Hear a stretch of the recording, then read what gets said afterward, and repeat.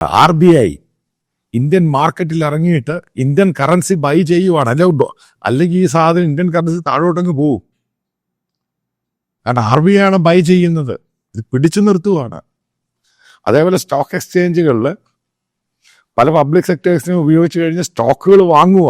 കാരണം അല്ലെങ്കിൽ സ്റ്റോക്കും താഴെ പോവും. അതായത് ഗവൺമെന്റിന്റെ ഇന്റർവെൻഷനാണ് നടക്കുന്നത്.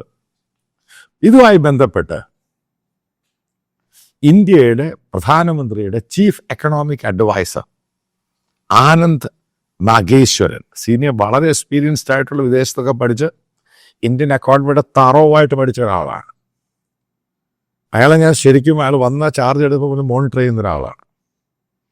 അയാൾ ഇന്നലെ കൃത്യമായിട്ട് ഇന്ത്യൻ എക്സ്പ്രസിന്റെ അഡ്ഡ എന്ന പ്രോഗ്രാമിനകത്ത് പറഞ്ഞു, ഈ ടാരിഫ് സെറ്റിൽ ചെയ്തില്ല എങ്കിൽ ഇന്ത്യയുടെ എക്കോണമി കൊളാപ്സ് ആവും.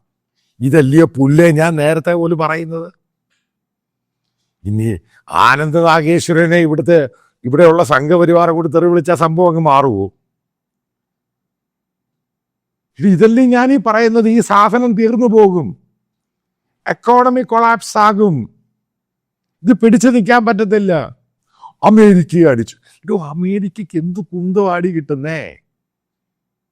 28 ട്രില്യൺ ഡോളറിന്റെ കോർപ്പറേറ്റ്സ് ഉള്ള ഒരു രാജ്യം അമേരിക്ക. സൈസ് ഓഫ് എക്കോണമി നിങ്ങൾ ആലോചിച്ച് നോക്ക്. ഇന്ത്യ എന്ന് പറയുന്നത് ഏകദേശം 4 ട്രില്യനോട്ട് അടുക്കാൻ പോകുന്നേ ഉള്ളൂ. അവരെ കയറി അടിക്കുമെന്ന് പറയുന്നത് ഇത്രയും നോൺസെൻസ് ബുദ്ധിയില്ലാത്തവന്മാരായിപ്പോയല്ലേ ഈ മലയാളികൾ.